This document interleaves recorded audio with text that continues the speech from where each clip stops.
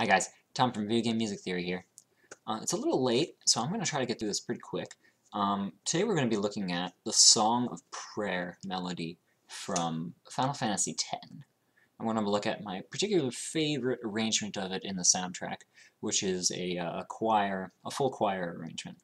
We're going to start by looking at just the bass melody by itself, and we're just going to embrace how simple it is, and yet not only how simple it is, but how Nobuo Uematsu it is as well, because you'll see it just embraces his simple style of writing melodies.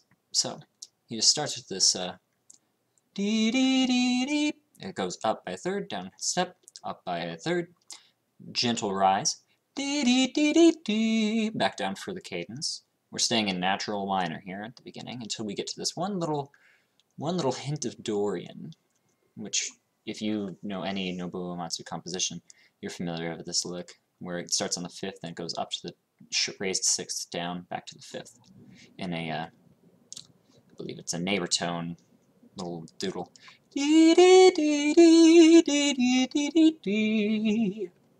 Cadencing back down with the same lick.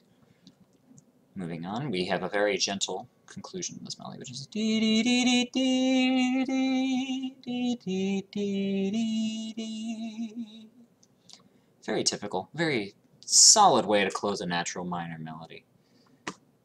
Now, what could you do with such a simple melody, you ask? Well, let me show you.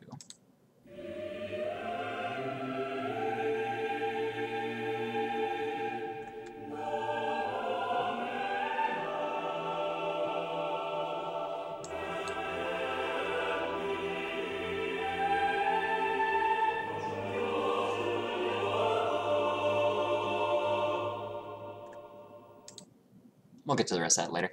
That's enough for now, don't you think? Let's take a look. If you followed along with that on your first listen, you are better than I am. It took me a surprisingly large amount of time to transcribe this one. But let's dive right in, shall we? One thing that's super interesting is these bass lines just do not follow at all where you think the tonicization of the melody will go. Let me start by saying we're not in A minor, which is where I had written the Song of Prayer melody first. We are in D minor, if we're going off the starting note. You can see in the soprano. Doesn't go down to the D there.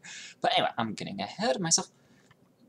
Moving on, we have a pretty typical choir kind of hip voicing, which is just this triad oscillating up. The triad moves up a third, it moves down a step, and then it splits up here. Over what we have is G, A, C, B flat. Now the B flat is interesting because it clashes immediately with this B here, and it creates the idea of this chromatic dissonance, even though the dissonance actually isn't aligned vertically, it's offset by a beat, and it creates just this incredibly interesting sound.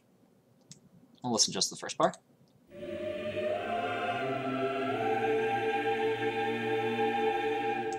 It really sets up this B flat to be a giant surprise, and it's awesome.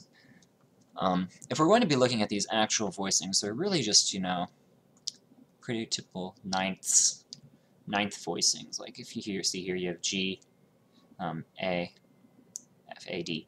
Like it's a D over G chord, basically. And we're looking at the really meaty stuff on these choir voicings. It's really hard to tune this kind of choir stuff when it's moving frantically, which is why chorales are the best way to warm up any kind of group ever, is because you work on intonation so much. The meaty voicings are really going to come at the ends of these phrases. So if you look here, we have B flat, D, F, A, G. That's the 13th and the 7th. Fun stuff. You can hear what that sounds like.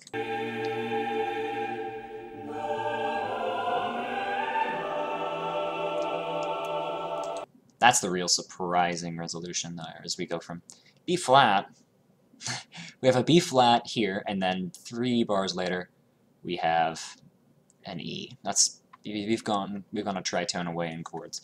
So this is a pretty B flat major 7 chord, stepping down to this A, this F over A kind of figure.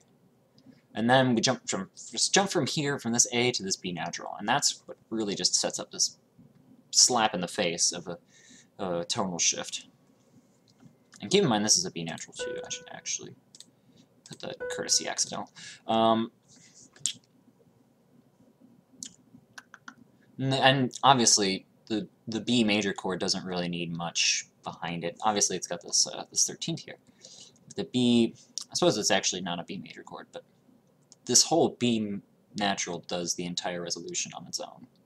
It propels the music forward. You can really hear it. Oh, we can talk about this. Again, E, B, D, natural minor. But we don't actually even have the G in this chord. This is just the E in the melody, of course, and melody in the bass. We just have this, it implies, you know, D major over E. And that's what the sound is. You can hear it. You can hear these different triads. And then that goes just straight from E to F. That's pretty easy, 7-1.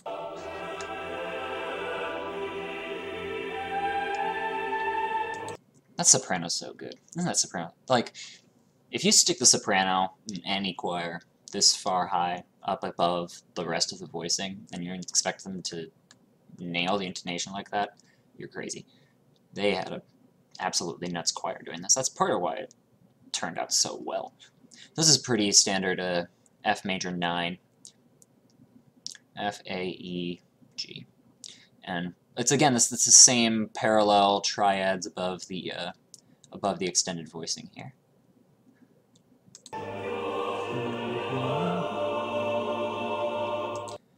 How do we get from F to A flat? That's a great question. First of all, we've gone from E to F to A flat, so that's weird.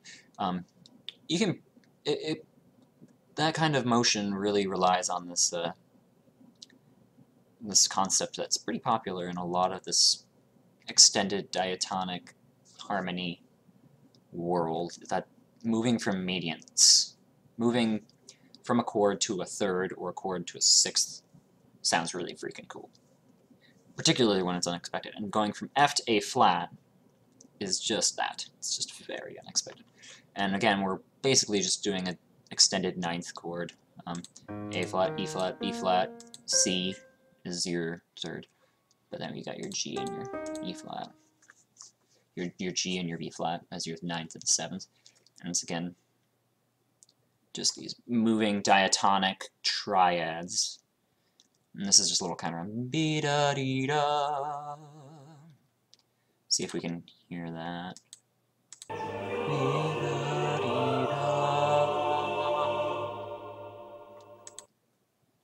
I hate pausing there, but just let that fill the hall. That's some great recording work done by this choir and done by this recording artist.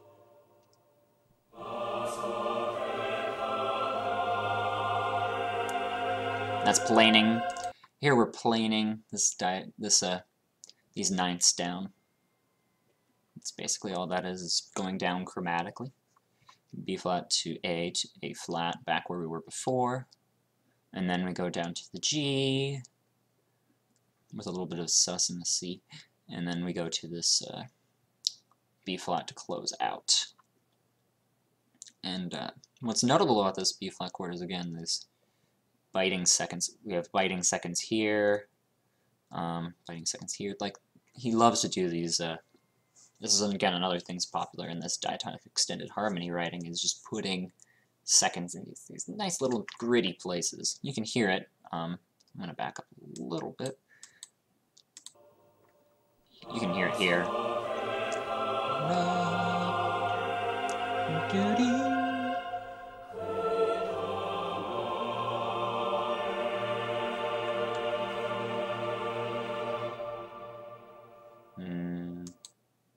That's good. I will end on the one note that what I really wanted to hear here is this to go up to a E flat, and I want to play for you guys what that would sound like.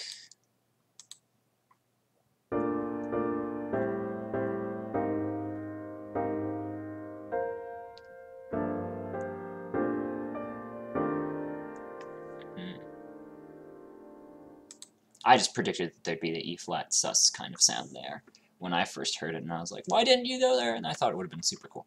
Anyway, I hope you don't mind the fact that I am exhausted in doing this video, and I'm really going to try to work my best to get more and more videos out there. So please like and subscribe and let me know if you liked it, and I will catch you guys next time.